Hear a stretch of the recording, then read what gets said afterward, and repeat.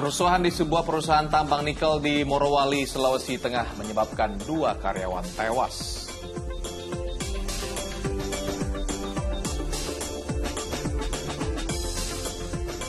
Sembilan rumah hangus akibat kebakaran di permukiman padat di kawasan Bidara Cina, Jatinegara, Jakarta Timur.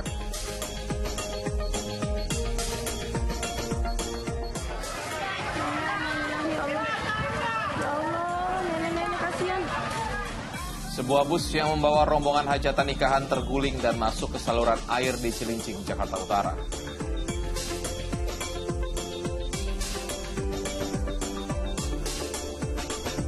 Sebuah pesawat bermesin ganda jatuh di kawasan Pokhara, Nepal. Sedikitnya 68 orang tewas.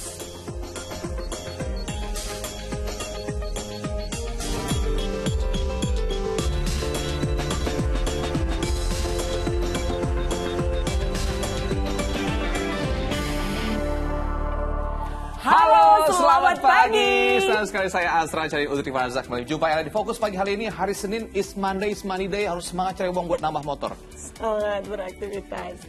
Tanggal 16 Januari 2023. Pelan-pelan. Dalam 1,5 jam ke depan kami akan hadir dengan rangkaian informasi dan peristiwa terbaru yang dihimpun tim redaksi kami. Inilah Fokus Pagi selengkapnya pemirsa. Di informasi yang pertama, kerusuhan terjadi di sebuah perusahaan tambang nikel di Kabupaten Morowali, Sulawesi Tengah. Sejumlah fasilitas perusahaan dibakar hingga menewaskan 2 karyawan. Anarkis di sini, anarkis sama Cina. Suasana mencekam mewarnai salah satu perusahaan tambang nikel di Kabupaten Morowali, Sulawesi Tengah. Sejumlah karyawan menuntut perpanjangan kontrak kepada pihak perusahaan hingga mogok kerja. Diduga terdapat sejumlah provokator hingga aksi demonstrasi tersebut berujung anarkis. Meski beberapa karyawan sempat berupaya menghentikan keributan tersebut, namun emosi semakin memuncak hingga terjadi pembakaran sejumlah fasilitas di perusahaan tersebut. Akibat insiden itu, diduga 2 karyawan yang terdiri dari tenaga kerja asing dan Indonesia dilaporkan tewas. Kurangnya pengamanan polisi dan TNI menjadi salah satu faktor sulitnya kerusuhan dikendalikan. Ini akumulasi, artinya dari mulai kecil tiba-tiba menjadi besar, terus sampai ada korban 2 meninggal dunia. Kita sedang melakukan penyelidikan untuk mengungkap siapa yang meninggal dunia dari TKI, siapa yang dari TKA, dan kenapa meninggal dunia. Saya akan lakukan penyidikan ini semuanya. Tapi saya berharap kejadian ini tidak terulang lagi, karena kemarin memang kekuatan pengamanan itu sangat minim. Polisi telah mengamankan sebanyak 70 karyawan yang dianggap pelaku provokator dan perusakan. Hingga kini, petugas Polda Sulawesi Tengah melakukan penyelidikan. Syamsuddin Tobone melaporkan dari Morowali Utara, Sulawesi Tengah. Kebakaran di permukiman padat di kawasan Bidara Cina, Jatinegara, Jakarta Timur mengakibatkan sedikitnya 9 rumah hangus. Api yang cepat membesar membuat sejumlah warga tak sempat selamatkan harta bendanya.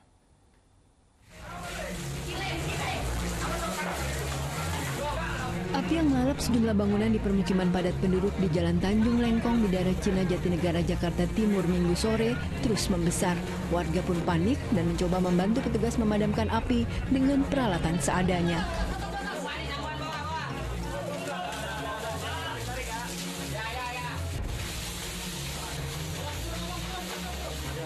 Banyak warga yang tak sempat menyelamatkan harta benda dari rumah yang terbakar, sebab kebakaran baru diketahui setelah api membesar.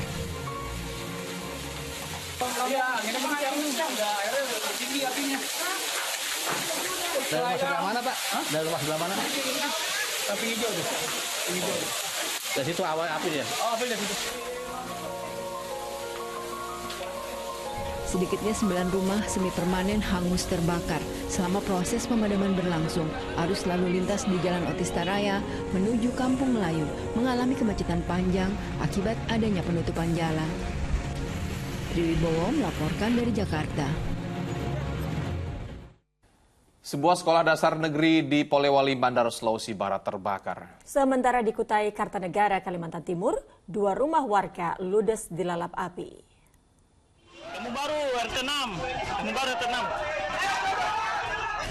Bangunan yang terbuat dari bahan kayu membuat api dengan cepat membesar dan meluas ke bagian lainnya. Akibatnya, 2 rumah warga hangus terbakar. Asap pertama kali ditemukan di salah satu rumah warga yang tak berpenghuni. Sementara, tidak ada korban luka maupun jiwa dalam peristiwa ini. Asap aja sih dari warga-warga sini tadi kan. Ibu-ibu bilangnya ada asap. Nah, kita periksa sekalinya api makin besar. Rumahnya terkunci? Terkunci. Di Kabupaten Polewali Mandar, Sulawesi Barat, asap membumbung tinggi dari Sekolah Dasar Negeri 045 Desa Salari. Api dengan cepat membakar bangunan sekolah. Agar kebakaran tak meluas, sejumlah warga berupaya memadamkan api dengan alat seadanya dan menyelamatkan benda yang berada di dalam kelas.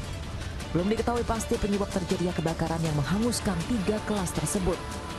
Bertepatan dengan libur sekolah, tidak ada korban luka maupun jiwa dalam peristiwa ini. Namun, kerugian ditaksir mencapai puluhan juta rupiah. Tim Liputan melaporkan. Sementara itu, pemirsa, sebuah mobil minibus terbakar di halaman parkir sebuah bank di Kota Palembang, Sumatera Selatan. Kerasnya suara ledakan dari mobil yang terbakar mengejutkan petugas keamanan dan warga sekitar.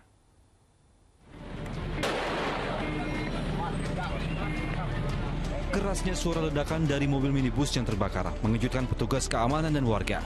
Mobil minibus yang merupakan kendaraan operasional itu tiba-tiba terbakar di halaman parkir sebuah bank di Kota Palembang, Sumatera Selatan pada Minggu pagi.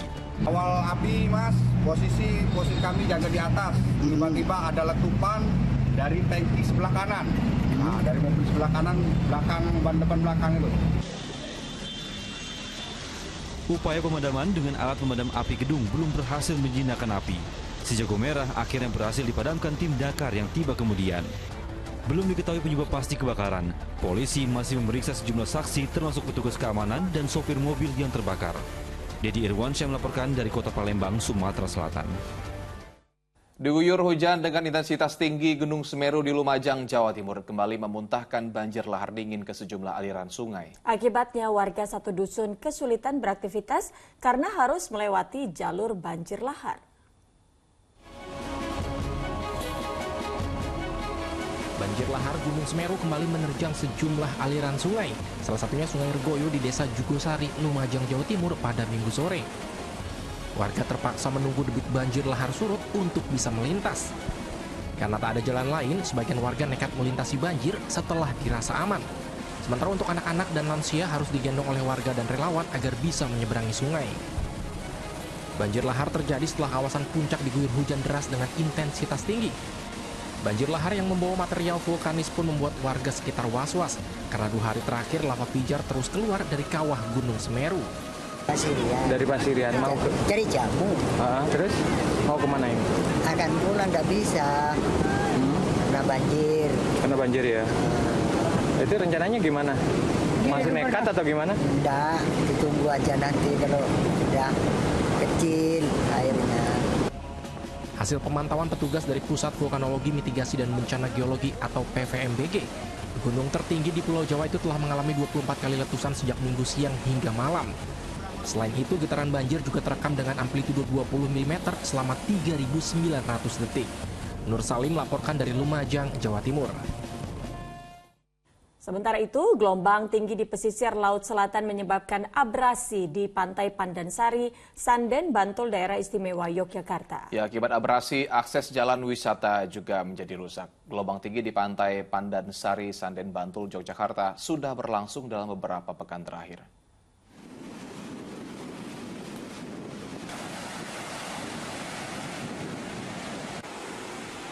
Gelombang tinggi di Laut Selatan juga memicu terjadinya abrasi. Selain menyebabkan pohon tumbang, abrasi juga membuat jalan wisata rusak. Akibatnya, akses jalan menuju Pantai Samas terputus. Lebar badan jalan yang semula 5 meter kini tersisa tak lebih dari 2 meter.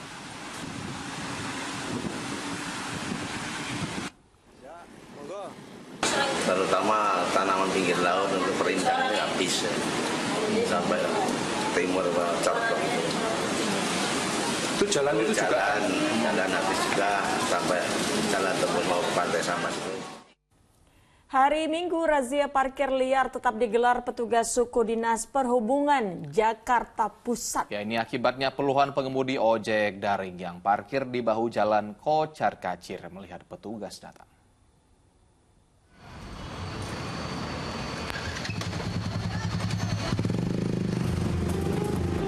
Para pengemudi ojek online ini panik saat melihat petugas suku Dinas Perhubungan Jakarta Pusat datang.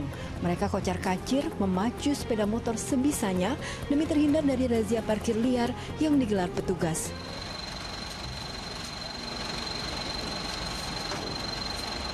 Petugas langsung menjatuhkan sanksi berupa mengangkut kendaraan-kendaraan yang diparkir di sembarang tempat.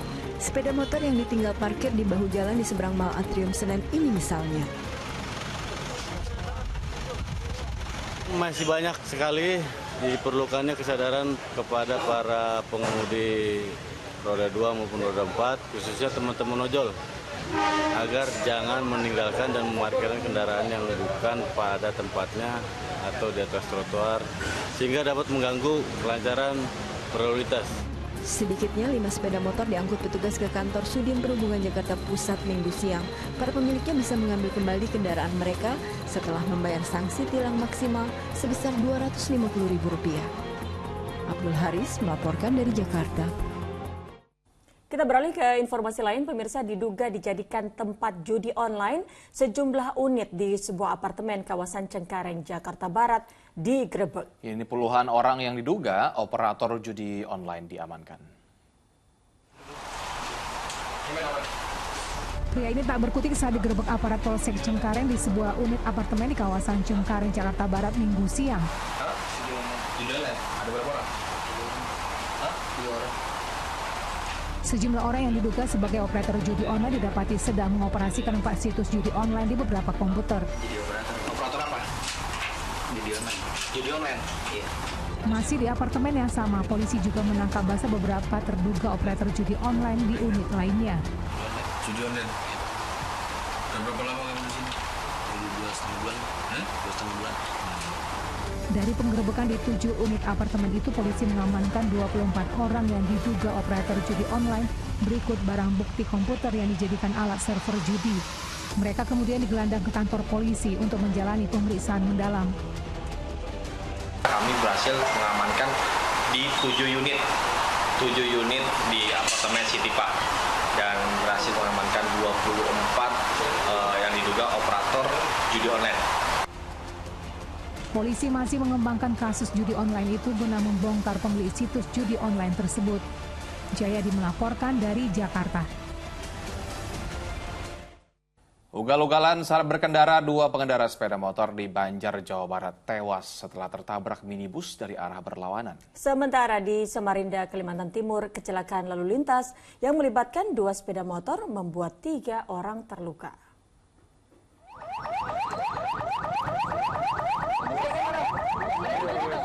Dengan hati-hati, tim medis dan relawan mengevakuasi seorang pria yang mengalami luka serius setelah sepeda motor yang dikendarinya terlibat kecelakaan dengan sepeda motor di Jalan Wahid Hasyim 2, Samarinda, Senin dini hari. Kecelakaan bermula saat sepeda motor yang melaju dengan kecepatan tinggi dari arah Simpang 4 Semaja menuju Bengkuring hilang kendali saat melintas di lokasi. Pengemudi motor yang tak bisa menguasai laju kendaraan menabrak sepeda motor lain yang datang dari arah berlawanan.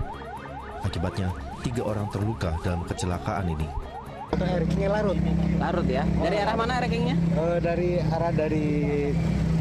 kota mau ke Bengkuring dan ini mau ke kota. Jadi sangat kencang sekali adu bantengnya. Yang 2 kelihatannya patah kaki ya dan mengalami luka parah di kepala, dan korban ranking ini ya juga luka parah juga di kepala. Kedua sepeda motor yang terlibat kecelakaan diangkut ke kantor polisi. Sementara penyebab kecelakaan masih diselidiki petugas. Sementara di kota Banjar, Jawa Barat, 2 remaja yang masih berstatus pelajar tewas setelah terlibat kecelakaan dengan sebuah minibus. Kejadian berawal saat kedua korban mengendarai sepeda motor secara ugal-ugalan. Saat melintas di lokasi kejadian, tiba-tiba datang sebuah minibus dari arah berlawanan. Tabrakan pun tak terhindarkan. Seorang remaja tewas di lokasi kejadian, sementara rekannya meninggal dunia di rumah sakit. Kasusnya kini ditangani Polres Kota Banjar. Tim Liputan melaporkan. Sebuah bus yang membawa rombongan hajatan nikahan dari Bogor terguling dan masuk ke saluran air di Cilincing, Jakarta Utara. Sejumlah penumpang mengalami luka-luka.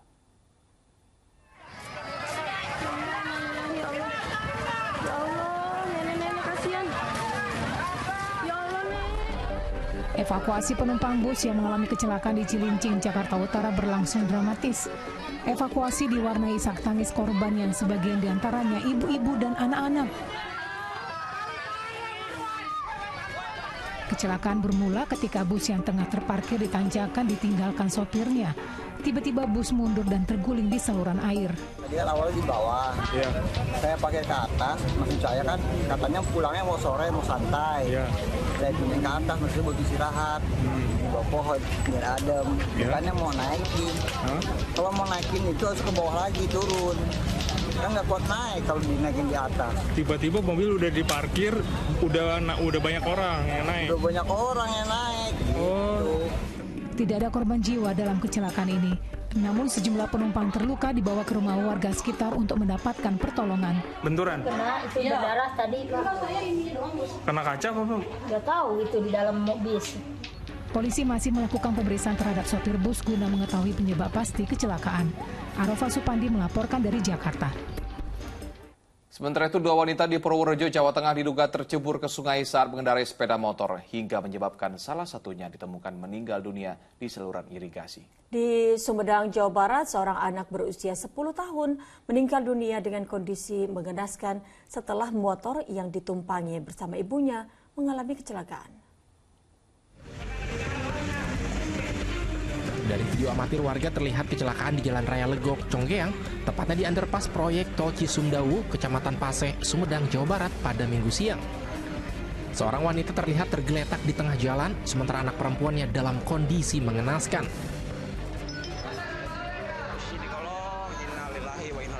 Korban terlindas ban truk tronton bermuatan tanah urukan proyek tol, usai terjatuh dari motornya. Diduga karena kondisi jalan yang licin, korban terjatuh di tengah jalan. Licin, Mbak. Ya gimana kalau udah hujan ya licin aja. Itu truk proyek tol atau gimana? Iya, truk proyek tol. Jadi banyak melintas di sini ya? Iya, iya. Untuk jalur sini emang sering terjadi kecelakaan? Kalau yang jatuh sering sih. Tapi udah ke PT juga udah ada pemberitahuan supaya dibersihin tapi belum ada teguran. Sementara di Purworejo, Jawa Tengah, 2 wanita tercebur sungai diduga karena terjatuh dari sepeda motor. Salah satu korban atas nama Isna ditemukan meninggal dunia di saluran irigasi di Desa Jenar, Purwodadi, Purworejo pada Minggu sore. Kuat dugaan jasad korban terbawa derasnya arus sungai setelah motor yang dikendarainya tercebur di anak saluran sungai Bogowonto. Sementara satu wanita lainnya atas nama Misda nasibnya belum diketahui hingga sekarang. Satu jenazah ini bisa kita identifikasi sebagai korban dari kecelakaan. Yang satunya masih belum kita temukan, ini masih kita bersama-sama dengan teman-teman dari relawan dari TNI Polri kita melakukan penyisiran. Petugas SAR gabungan dan relawan masih terus melakukan pencarian. Namun hingga sore korban Misda belum diketahui keberadaannya. Rencananya pencarian korban akan dilanjutkan pagi ini. Agun Gunawan dan Wahyu Diono melaporkan dari Sumedang, Jawa Barat dan Purworejo, Jawa Tengah. Seorang pemancing tewas tenggelam saat mencari ikan di sekitar pantai Samabe, Badung, Bali. Sementara di Kabupaten Lombok Timur, Nusa Tenggara Barat, seorang pria ditemukan tewas dengan wajah membiru di kolam renang. Diduga korban tak bisa berenang. Para pengunjung objek wisata berupaya memberikan pertolongan pertama kepada Mali, 25 tahun, yang tenggelam di kolam renang di Desa Kota Raja, Lombok Timur. Korban yang datang bersama rekannya untuk rekreasi nekat berenang di kolam dewasa dengan kedalaman 2 meter. Diduga lantaran belum mahir berenang, korban akhirnya tenggelam dan langsung diselamatkan para pengunjung. Sama teman-teman? Ya sempat bilang sama teman, soalnya kondisinya kayak gitu makanya dilarang mandi. Tapi nggak taunya dia tiba-tiba mandi, disuruh jagain baju. Oh, disuruh jagain baju. Kepolisian sektor Sikur dan tim Inavis yang tiba di lokasi langsung melakukan olah TKP dan menutup sementara kolam renang dengan memasang garis polisi. Untuk mencegah tidak terjadinya korban lagi dan untuk menunggu proses penyelidikan lebih lanjut. Nah, selanjutnya kami melakukan pengecekan terhadap korban yang ada di Puskesmas Kota Raja. Nah, menurut keterangan dari dokter Puskesmas setempat yang melakukan pemeriksaan luar dan ekstubisum sementara bahwa korban, di tubuh korban tidak ditemukan adanya tanda-tanda kekerasan. Polisi masih mengusut adanya dugaan kelalaian yang menyebabkan tewasnya korban dengan memeriksa pengelola dan sejumlah pengunjung. Pencarian dengan keluarga korban. Sementara di Badung, Bali, tim SAR yang mendapat laporan adanya orang hilang saat memancing di sekitar bibir pantai Samabe langsung mencari korban menggunakan perahu karet. Tim SAR akhirnya berhasil menemukan jasad korban terdampar sekitar 800 meter arah timur laut dari lokasi awal korban memancing. Diduga, saat pergi memancing korban tidak menggunakan baju pelampung. Ketika air laut mulai pasang, korban mencoba untuk kembali ke darat. Namun korban justru terjatuh ke palung laut dan tenggelam. Jasad korban selanjutnya dibawa ke Masjid Al-Fatah Taman Gria, Jimbaran, Badung. Tim Liputan melaporkan. Seorang pria yang sebelumnya berpamitan hendak memancing belut ditemukan tewas di bantaran Empang di kawasan Marunda, Cilincing, Jakarta Utara. Polisi masih menyelidiki penyebab kematiannya. Polisi dibantu sejumlah warga mengevakuasi sesosok mayat pria di bantaran Empang yang berada di Jalan Sungai Tiram, Cilincing, Jakarta Utara Minggu siang. Pria berusia 30 tahun itu ditemukan mengambang dalam keadaan tak bernyawa. Sebelumnya, korban diketahui pergi memancing belut bersama temannya, tetapi mereka berada di tempat terpisah. Saat rekannya akan pulang, sempat mencari korban. Namun, didapati tubuh pria itu sudah mengambang. Nah, pas mau pulang, dicari-cari, kok anaknya nggak kelihatan. Nah, pas yang dilihat itu cuma ada tasnya. Begitu menengok ke bawah, ya udah tenggelam. Polisi masih menyelidiki korban tewas karena terjatuh atau sebab tindak kejahatan. Karena itu, untuk mengetahui penyebab kematiannya, polisi membawa jenazah ke Rumah Sakit Cipto Mangunkusumo, Jakarta untuk dilakukan autopsi. Arafah Supandi melaporkan dari Jakarta. Seorang teknisi yang sedang memperbaiki antena radio amatir di Sidoarjo, Jawa Timur ditemukan meninggal dunia. Korban tewas diduga karena tersengat listrik. Tugas penyelamat Badan Penanggulangan Bencana Daerah Sidoarjo Minggu siang mengevakuasi jenazah seorang teknisi yang tewas di sebuah komplek perumahan di Sidoarjo, Jawa Timur. Jasad teknisi itu tergantung di antena stasiun radio amatir yang berada di atas rumah salah seorang warga. Petugas mengalami kesulitan lantaran angin yang bertiup kencang dan penampang tiang antena yang kecil. Teknisi itu sedianya akan memperbaiki antena stasiun radio amatir tersebut. Tersengat aliran listrik diduga jadi penyebab kematian teknisi tersebut. Sementara itu, untuk kepentingan penyidikan, polisi akan memeriksa pemilik antena radio. Ada laporannya itu pingsan di atas genteng, yang satu kebakaran. Akhirnya yang pasti dipastikan yaitu di atas genteng katanya pingsan. Infonya masang antena. Biasanya masang antena. Diduga menjadi korban penganiayaan rekannya, seorang santri di Grobogan, Jawa Tengah meninggal dunia. Polisi yang menerima laporan langsung melakukan olah TKP dan meminta keterangan sejumlah saksi. Bercanda berujung maut terjadi di lingkungan sebuah pondok pesantren di Grobogan, Jawa Tengah. Pelaku dan korban tercatat sebagai santri di pondok pesantren ini. Peristiwa berawal saat keduanya yang masih di bawah umur saling ejek.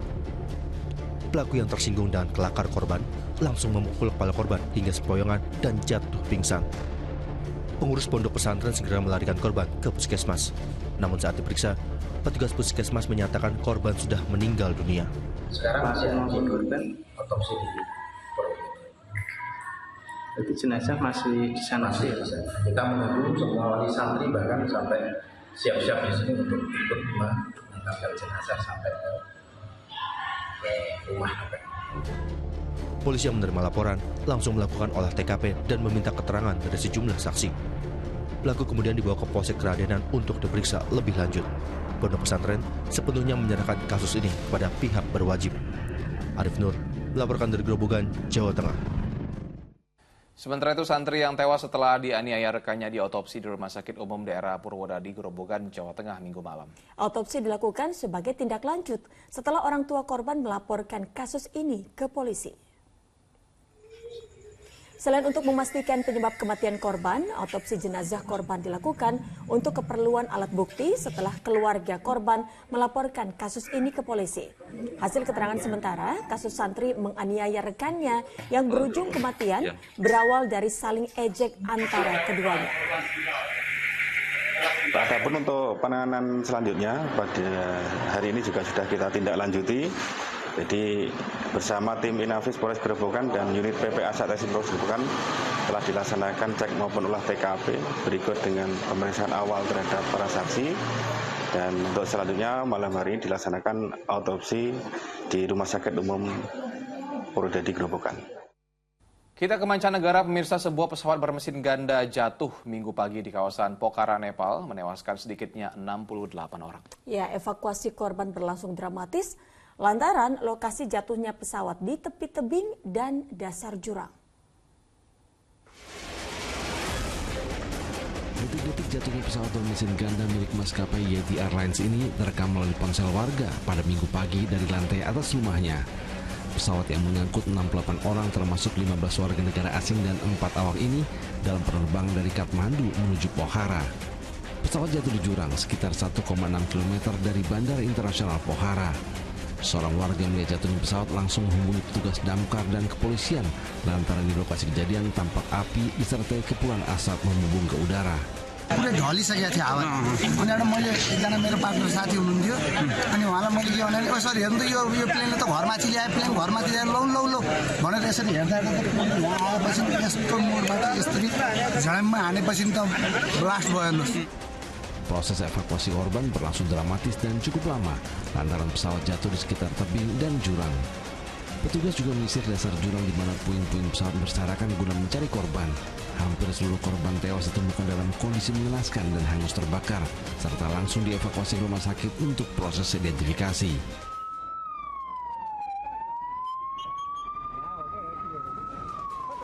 Penyebab kecelakaan pesawat yang berusia 15 tahun itu tengah dalam penyelidikan. Sejauh ini dari 15 warga negara asing penumpang pesawat, tak ditemukan warga negara Indonesia yang menjadi korban. Dua kelompok pemuda di Kota Medan, Sumatera Utara kembali terlibat tawuran dengan senjata tajam. Fokus Pagi segera kembali dengan informasi selengkapnya bersama Asran Sadi.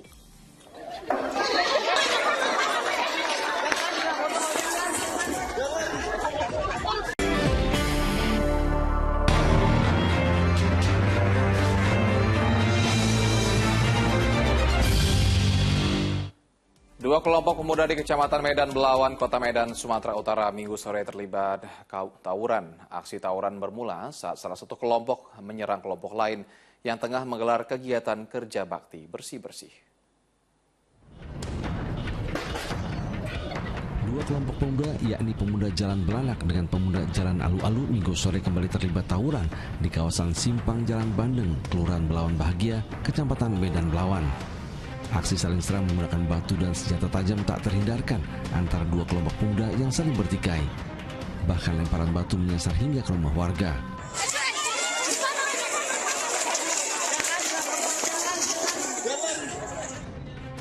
Diduga aksi tawuran bermula saat salah satu kelompok pemuda mendatangi dan menyerang kelompok lain yang sedang mengadakan gotong royong membersihkan lingkungan.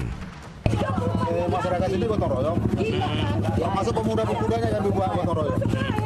Ya itu kemarin melempar botol, melempar batu. Dari sini lah melempar orang. Pertama kali nggak ditanggapi, kedua kali nggak ditanggapi, yang ketiga kali apa lagi? Jadi diserang balik lah ya. Itulah kejadiannya. Tawuran dapat berhasil dibubarkan setelah petugas dari Polsek Belawan dan Polres Pelabuhan Belawan datang dan menghalau kedua kelompok yang sedang tawuran. Muhammad Hamdani melaporkan dari Medan, Sumatera Utara. Seorang pria di Purwakarta menjadi korban aksi geng motor. Korban tiba-tiba diserang dengan alat setrum dan dibacok dengan senjata tajam hingga tewas.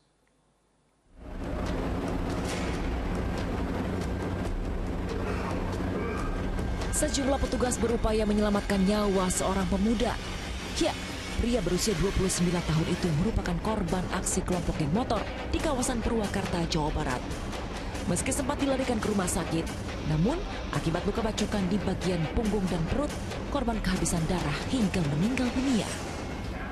Peristiwa berdarah itu terjadi di Jalan Perumahan Buana Indah, Purwakarta, Minggu dini hari. Korban bersama sejumlah rekannya yang sedang berada di sekitar jalan tiba-tiba didatangi kelompok pemotor dan langsung menyerang secara membabi buta. Sejumlah rekan korban yang berada di lokasi kejadian berhasil kabur menyelamatkan diri. Sementara korban terjatuh hingga jadi korban pembacokan. Si korban dan teman-temannya mengamankan diri, cuman si korban itu terjatuh akibat sengatan listrik yang dibawa si pelaku. Oh, bawa sengatan listrik juga? Ya, sudah sengatan listrik si korban tersungkur, langsung dibacok sama senjata tajam. Untuk mengungkap pelaku pembacokan, petugas Satreskrim Polres Purwakarta melakukan olah TKP dan memeriksa sejumlah saksi. Zainal Arifin melaporkan dari Purwakarta, Jawa Barat. Belasan anggota geng motor di Bandar Lampung menangis minta maaf saat dijemput orang tuanya di kantor polisi. Mereka ditangkap karena terpergok saat akan tawuran dengan geng motor lain.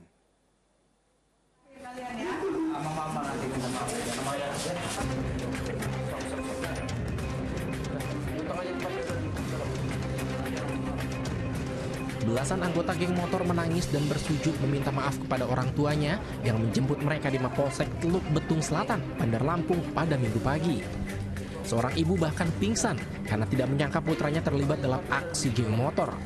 16 remaja ini berjanji pada orang tuanya dan polisi untuk tidak mengulangi perbuatannya. Sebelumnya mereka diamankan karena ketahuan polisi saat akan tawuran dengan geng motor lain. Belasan motor yang dipakai juga turut disita petugas. Setelah kita amankan, menyatakan akan mengadakan tawuran bersama dengan grup geng motor Daeng wilayah Pohoman. Selanjutnya kita bawa anak-anak tersebut dikarenakan tidak ada barang bukti berupa sajam, kita kembalikan kepada orang tua dan kita berikan edukasi agar tidak keluar malam. Kemudian dibuat pernyataan dan nanti akan kita kembalikan agar ada efek jerah terhadap anak-anak tersebut. Polisi tidak menemukan senjata tajam saat kejadian. Setelah didata, mereka diberi edukasi agar tidak terlibat lagi dalam geng motor. Ari Susanto melaporkan dari Bandar Lampung, Lampung. Cinta segitiga diduga menjadi motif penusukan terhadap seorang pegawai PDAM yang terjadi di area Mal Pelayanan Publik Probolinggo, Jawa Timur. Korban dihujani puluhan tusukan oleh terduga pelaku. Pengusutan kasus pembunuhan seorang karyawan Badan Usaha milik daerah Probolinggo mendapatkan sejumlah petunjuk. Dari keterangan sejumlah saksi dan hasil penyelidikan sementara, motif pembunuhan itu diduga berlatar belakang persoalan asmara. Dan untuk menggali informasi tersebut, terduga pelaku berinisial M yang juga rekan kerja korban dibawa ke Mapolres Probolinggo untuk menjalani pemeriksaan. Isu yang berkembang di masyarakat sampai saat ini adalah motifnya adalah asmara. Tetapi itu perlu pendalaman. Oleh sebab itu pelaku saat ini kami kirim ke Mapolres untuk didalami, diperiksa sehingga mengetahui dengan pasti motif yang sesungguhnya. Pada Sabtu pagi, korban tewas setelah ditikam terduga pelaku M di depan loket pembayaran PDAM yang berada di area Mall Pelayanan Publik Dinas Penanaman Modal dan PT SB Probolinggo, Jawa Timur. Hasil pemeriksaan tim medis didapati 23 luka tusuk di tubuh pria tersebut. Selain itu, dari lokasi kejadian, polisi menyita 2 bilah pisau yang diduga digunakan untuk menusuk korban. Dan di Ari Gafur melaporkan dari Probolinggo, Jawa Timur.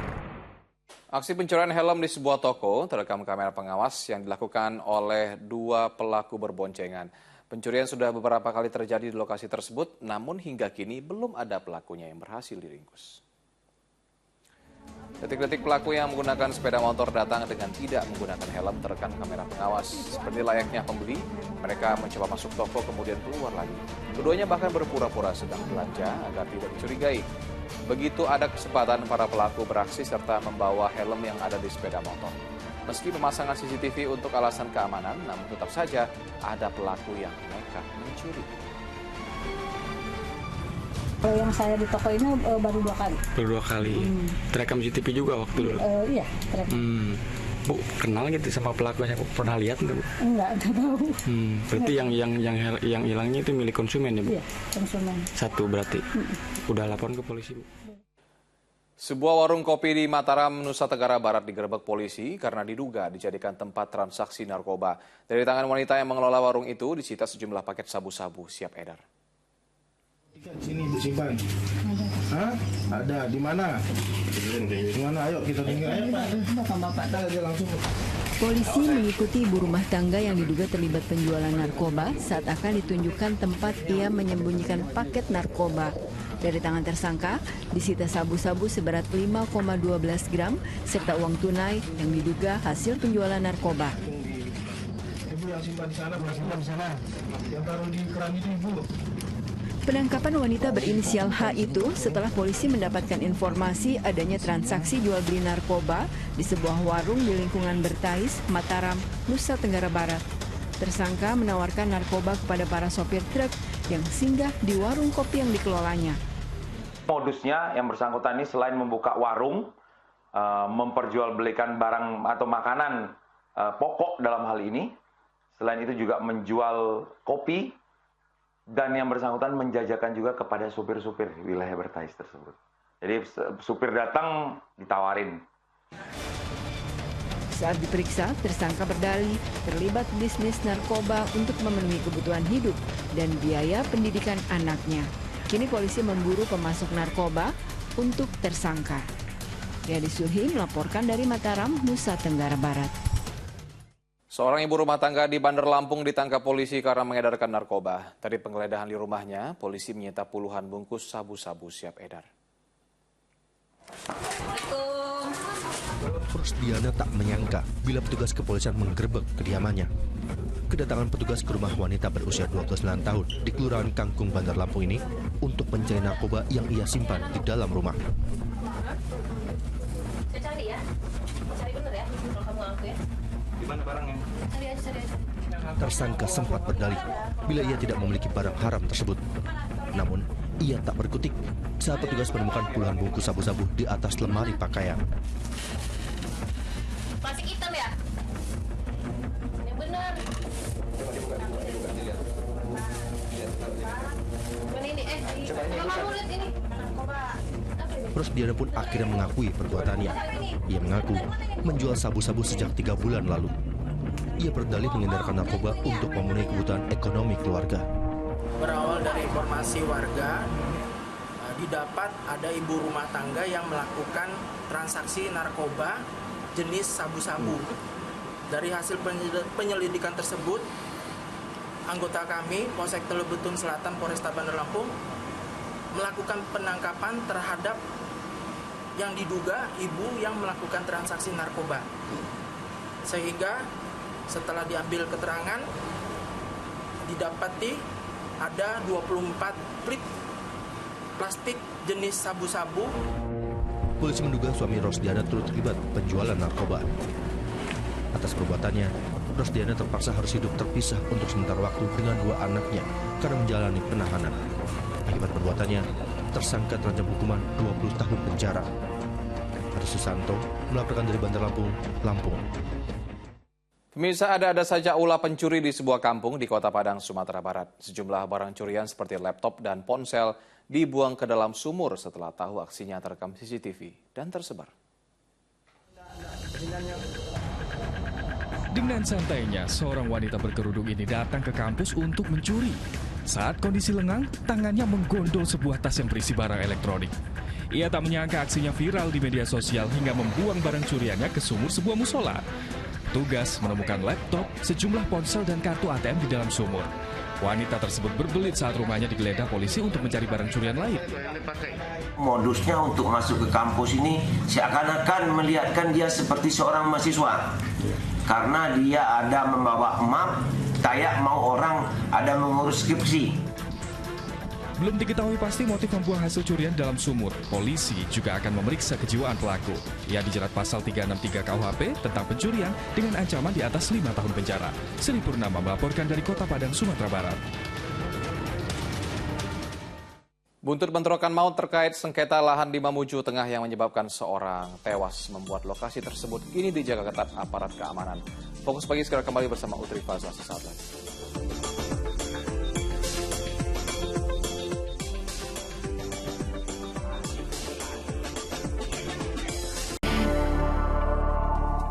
Anda kembali menyaksikan Fokus Pagi bersama saya, Utri Farza.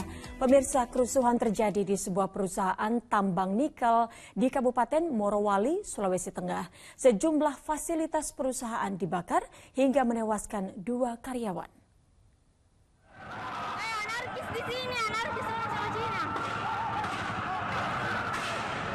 Suasana mencekam mewarnai salah satu perusahaan tambang nikel di Kabupaten Morowali, Sulawesi Tengah. Sejumlah karyawan menuntut perpanjangan kontrak kepada pihak perusahaan hingga mogok kerja. Diduga terdapat sejumlah provokator hingga aksi demonstrasi tersebut berujung anarkis. Meski beberapa karyawan sempat berupaya menghentikan keributan tersebut, namun emosi semakin memuncak hingga terjadi pembakaran sejumlah fasilitas di perusahaan tersebut. Akibat insiden itu, diduga 2 karyawan yang terdiri dari tenaga kerja asing dan Indonesia dilaporkan tewas. Kurangnya pengamanan polisi dan TNI menjadi salah satu faktor sulitnya kerusuhan dikendalikan. Ini akumulasi, artinya dari mulai kecil tiba-tiba menjadi besar, terus sampai ada korban 2 meninggal dunia. Kita sedang melakukan penyelidikan untuk mengungkap siapa yang meninggal dunia dari TKI, siapa yang dari TKA, dan kenapa meninggal dunia. Saya akan lakukan penyidikan ini semuanya. Tapi saya berharap kejadian ini tidak terulang lagi karena kemarin memang kekuatan pengamanan itu sangat minim. Polisi telah mengamankan sebanyak 70 karyawan yang dianggap pelaku provokator dan perusakan. Hingga kini, petugas Polda Sulawesi Tengah melakukan penyelidikan. Syamsuddin Tobone melaporkan dari Morowali Utara, Sulawesi Tengah. Buntut bentrokan maut terkait sengketa lahan perkebunan sawit yang menyebabkan seorang tewas di Kecamatan Budong-Budonga, Kabupaten Mamuju Tengah, aparat keamanan sepanjang hari Minggu masih bersiaga. Bahkan proses pemakaman korban di bawah kawalan aparat kepolisian. Sekitar 200 personel kepolisian masih bersiaga menjaga keamanan di lokasi bentrokan sengketa lahan perkebunan sawit di Kecamatan Budong-Budong, Kabupaten Mamuju Tengah. Bahkan aparat kepolisian Polres Mamuju Tengah dan Polres Pasangkayu ikut mengawal pemakaman terhadap korban tewas di kuburan desa setempat. Kepolisian menyebutkan situasi saat ini sudah kondusif dan mengimbau kepada kedua kelompok warga yang bertikai tidak terpancing dengan informasi yang provokatif. Upayakan ya, ada upaya-upaya perdamaian di sini ataupun upaya-upaya yang bisa membuat hasil yang kedua belah pihak sama-sama puas, sehingga juga untuk penanganan hukumnya sudah dilaksanakan dan semoga nanti masalah pertikaian yang terjadi juga bisa diselesaikan. Sebelumnya pada Sabtu kemarin seorang warga meninggal dunia dan 2 lainnya luka parah setelah 2 kelompok warga terlibat bentrokan di kawasan Budong-Budong, Mamuju Tengah, Sulawesi Barat. Sengketa lahan diduga menjadi pemicu perkelahian maut antar warga itu. Isak tangis keluarga mengiringi evakuasi korban dari tempat kejadian di kawasan Lembah Ada dan melarikan para korban ke rumah sakit. Edi Junaidi melaporkan dari Mamuju Tengah, Sulawesi Barat. Sebuah bus yang membawa rombongan hajatan nikahan dari Bogor terguling dan masuk ke saluran air di Cilincing, Jakarta Utara. Sejumlah penumpang mengalami luka.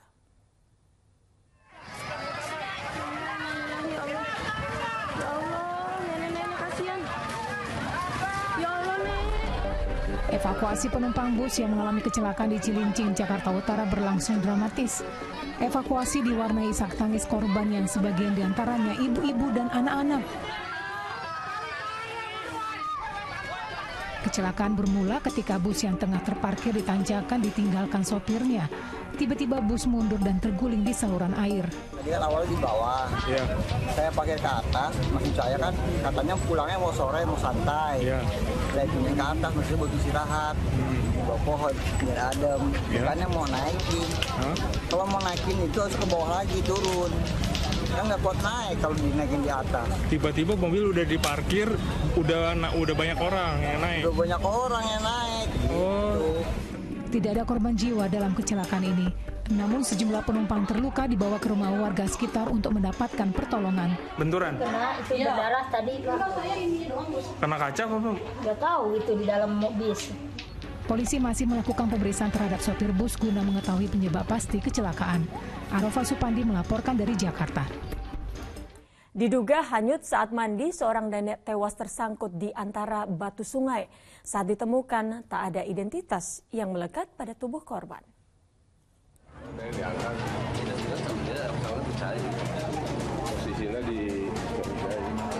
Ketenangan Kampung Cibuluh, Tanah Sareal, Kota Bogor, Jawa Barat seketika gempar setelah ditemukan jasad seorang wanita yang tersangkut di antara bebatuan sungai Cipakancilan. Tak ada identitas pada wanita yang diperkirakan berusia 75 tahun tersebut. Jasad yang ditemukan hanya menggunakan pakaian dalam itu diduga terpeleset saat akan mandi di sungai hingga terseret terbawa arus. Untuk dugaan sementara ini masih dalam proses penyelidikan ya, tapi dugaan sementara ini kemungkinan ini sepertinya sedang mandi gitu ya, sedang mandi mungkin kepleset sehingga hanyut. Jasad korban lalu dibawa ke RSUD Bogor untuk dilakukan autopsi, sementara polisi masih melakukan penyelidikan terkait identitas dan penyebab tewasnya korban. Iwan Kurniawan melaporkan dari Kota Bogor, Jawa Barat. Kita beralih ke informasi lain. Hartanto, pria asal kota Salatiga, melihat sampah bisa menjadi peluang barang kerajinan yang menarik, yakni kerajinan diorama. Inilah Berani Berubah, cuan diorama dari sampah.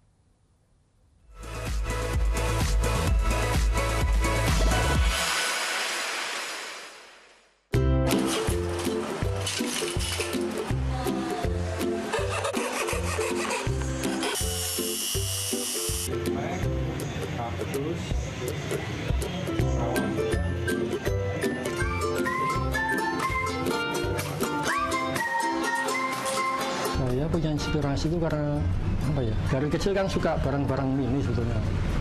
Jadi kalau melihat suatu bentuk barang yang bagus, kita pengen perkecil untuk hiasan. Jadi kan dilihat lebih mudah ya untuk hiasan dinding atau apapun.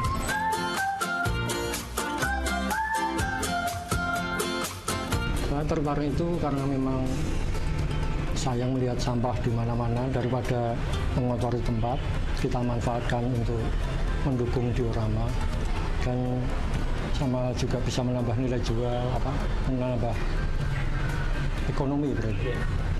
Saya mengolah limbah itu dengan cara kita olah semirip mungkin aslinya agar diorama waktu kita foto jadi kelihatan seperti nyata gitu. Untuk limbahnya paling dari itu kawat ram, kaleng soft drink, terus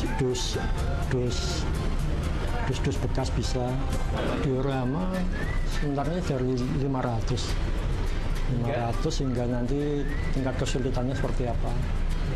Paling sekitar 5 sampai 1 jutaan. Diorama 1 mingguan Bang. Ada dari NTB, Nusa Tenggara Timur, terus Jakarta, Pangkalambun, terus kemarin juga ada yang dari Dubai. Kalau untuk diorama kita bisa membuat 4 diorama ya sekitar 4 jutaan.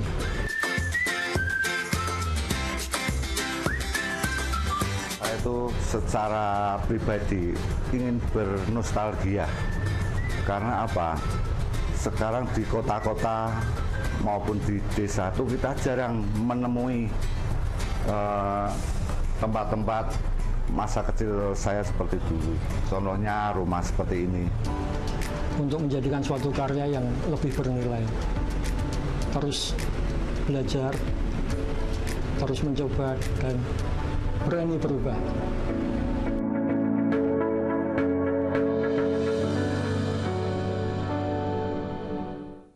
Ya, semoga Berani Berubah tadi bisa menjadi inspirasi untuk Anda. Kita beralih ke informasi lainnya pemirsa. Masyarakat ibu kota yang sedang berolahraga di kawasan Tamrin dan Sudirman dibuat kaget saat Presiden Joko Widodo datang bersepeda di kawasan Car Free Day. Suasana makin riuh kala kepala negara membagikan kaos kepada warga.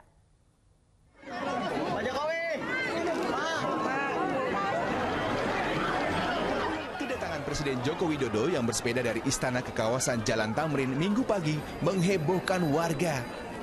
Suasana Car Free Day di Bundaran HI langsung riuh semenjak kedatangan sang presiden. Momen ini pun dimanfaatkan warga untuk berfoto bersama orang nomor 1 di Indonesia itu. Meski penjagaan Pas Pampres sangat ketat, warga bersyukur masih bisa menikmati momen yang istimewa ini. Apalagi Presiden juga membagikan kaos yang menyebabkan warga makin antusias. Senang aja kita udah berapa kali tuh saya ketemu, cuma baru kali ini ketemu Pak Jokowi. Iya. Senang banget Pak. Senang banget rakyat Presiden bisa langsung membawa dengan rakyat Pak. Seusai bertemu warga, Presiden dan rombongan kembali melanjutkan bersepeda menuju Istana Negara. Abdul Haris melaporkan dari Jakarta. Pemirsa, kabar gembira datang dari ajang bulu tangkis. Indonesia pastikan 1 gelar juara di Malaysia Open 2023 setelah Fajar Alfian dan Rian Ardianto sukses mengalahkan ganda putra Tiongkok di partai final. Pasangan ganda putra Indonesia Fajar Alfian dan Muhammad Rian Ardianto sukses memastikan diri sebagai yang terbaik di ajang Malaysia Open 2023. Menghadapi ganda putra Tiongkok Wang Chang Liang Weika, Fajar Rian menang melalui drama 3 game. Di game pertama, dominasi ganda terbaik Indonesia tampil begitu apik. Serangan-serangan yang dibangun Fajar Rian membuat keduanya menyudahi laga dengan kemenangan 21-18. Memasuki game kedua, giliran ganda Tiongkok bangkit dan mampu samakan kedudukan menjadi 1-1 dengan poin 18-21.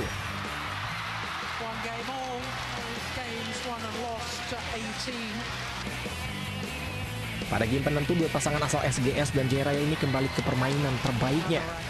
Fajar Rian akhirnya mengunci kemenangan di game terakhir dengan skor cukup telak 21-13. And they've done it. Our first ever Super 1000 title for Fajar Alfian and Muhammad Rian Ardianto. Hasil menjadi gelar pertama Fajar Rian di tahun 2023, sekaligus mengokohkan posisi keduanya sebagai pasangan peringkat 1 dunia.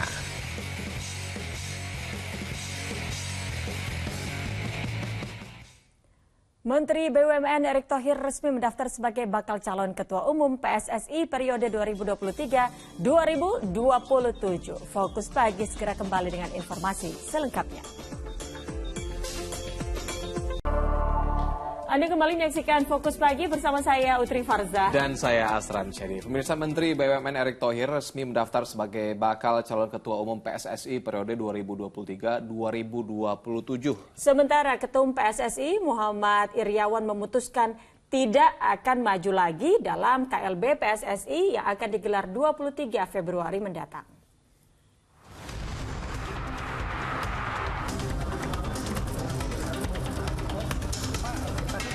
Bursa pemilihan Ketua Umum PSSI makin hangat. Didampingi sejumlah pemilik klub sepak bola, diantaranya Kaisang Pangarep, Raffi Ahmad, dan Atta Halilintar, Erick Thohir mendatangi kantor PSSI di kawasan GBK Arena, Jakarta Pusat pada Minggu siang. Kedatangan Menteri BUMN itu guna mengembalikan formulir sekaligus mendaftar secara resmi sebagai bakal calon Ketua Umum PSSI periode 2023-2027.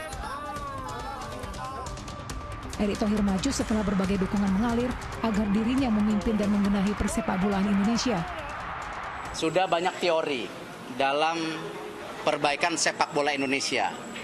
Betul nggak? Banyak teori, banyak konsep. Sebenarnya yang harus kita lakukan adalah kita bernyali. Bernyali untuk sepak bola yang bersih dan juga sepak bola yang berprestasi. Itu yang terpenting gitu. Erick menjadi orang kedua yang namanya masuk sebagai bakal calon ketum PSSI. Sebelumnya Ketua DPD RI Lanyala Mataliti mendaftar sebagai calon ketum PSSI pada Jumat lalu. Lanyala maju dengan dukungan dari 2 voter, yakni Asprof PSSI Jawa Timur dan Persela Lamongan. Sementara itu Ketum PSSI Muhammad Iryawan atau yang akrab disapa Iwan Bule memutuskan tidak akan maju lagi dalam Kongres Luar Biasa PSSI.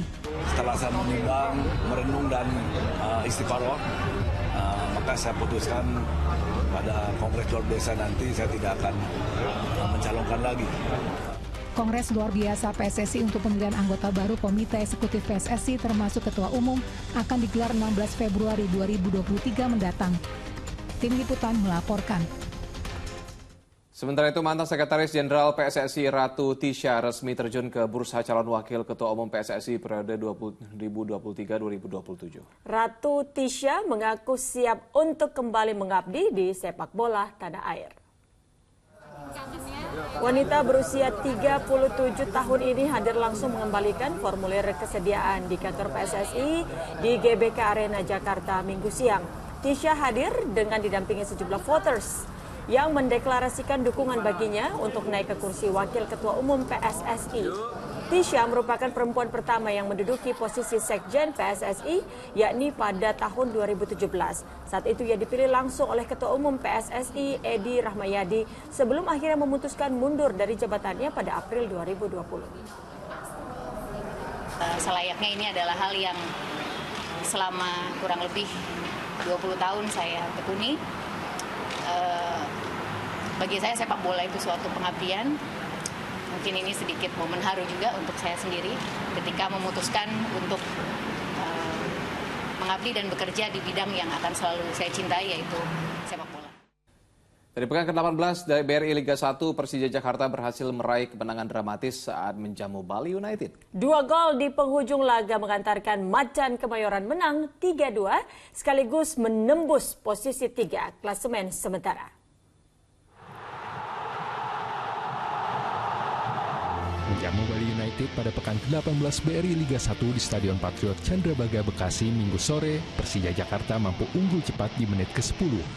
Sepakan keras Reski Fandi tak mampu ditahan kiper Bali United Muhammad Ridho. Namun keunggulan Macan Kemayoran tak bertahan lama. Tepatnya menit ke-27, tim tamu menyamakan skor menjadi 1-1 lewat gol yang dicetak Ilyas Spasojevic. Spaso lagi-lagi jadi mimpi buruk Persija. Pada menit ke-42, bomber timnas Indonesia itu sukses membalikan keadaan dan membawa Bali United unggul 2-1 usai menerima umpan silang Rahmat. Jelang waktu normal berakhir, ribuan Jackmania yang memadati stadion bersorak riuh. Tepatnya menit ke-95, sundulan Hansa Muyama menjebol gawang Serdadu Tridatu dan menghindarkan Persija dari kekalahan. Papan skor pun berubah menjadi 2-2. 2 menit berselang, Persija berbalik unggul 3-2. Pemain bertahan, Ondrej Kudela, menjadi pahlawan kemenangan Macan Kemayoran setelah sundulannya yang memanfaatkan umpan sepak pojok meluncur mulus masuk ke gawang tim tamu. Menang 3-2, Persija naik ke posisi 3 klasemen sementara, sekaligus memetik kemenangan perdana setelah 5 laga terakhir selalu kalah melawan Bali United. Laporan tadi sekaligus menutup kebersamaan kita di Fokus pagi hari ini. Mewakili timnas yang bertugas, saya Asran Syadi. Dan saya Utri Farza, kami berdua pamit undur diri pemirsa. Selamat beraktivitas di hari Senin ini. Sampai jumpa.